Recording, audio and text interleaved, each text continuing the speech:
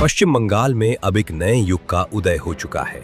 अराजकता की जंजीरों में जकड़ा बंगाल अब भाजपा के नेतृत्व में पूर्ण विश्वास के साथ चौमुखी विकास की अंगड़ाई लेने को तैयार है। इसी कड़ी में राष्ट्र की संप्रभुता की सुरक्षा और बंगाल में केंद्र की जन कल्याणकारी योजनाओं का क्रियान्वयन राज्य की भाजपा सरकार का मुख्य ध्येय है। तुष्टीकरण की राजनीति और सत्ता के लिए राष्ट्र की संप्रभुता को दांव पर लगाने वाली टीएमसी और उसकी घटिया राजनीति का अंदाजा इस बात से लगाइए कि वर्षों से पश्चिम बंगाल में राज्य सरकार और बीएसएफ के बीच कोई समन्वय बैठक नहीं होती थी। निरंतर मांगने के बावजूद टीएमसी ने फेंसिंग के लिए जमीन नहीं दी और बंगाल में जमकर बांग्लादेशी घुसपैठियों को बसाया गया। निजी मनभेद ने बंगाल की जनता को आयुष्मान भारत और किसान सम्मान निधि जैसी महत्वपूर्ण केंद्रीय योजनाओं से दूर रखा। लेकिन अब समय बदल चुका है। पश्चिम बंगाल में भाजपा की सरकार के गठन के साथ ही कई महत्वपूर्ण फैसले लिए गए जो हर परिप्रेक्ष्य में राज्य की उन्नति के लिए उपयुक्त हैं।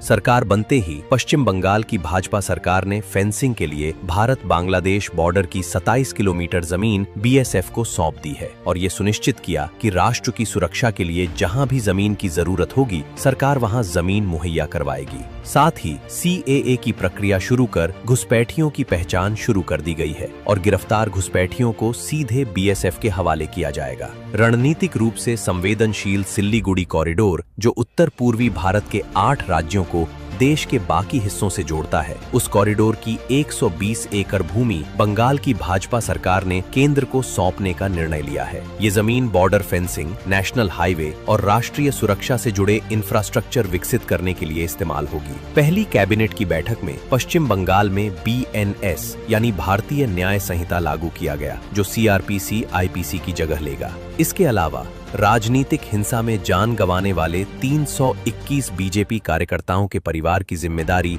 राज्य सरकार उठाएगी।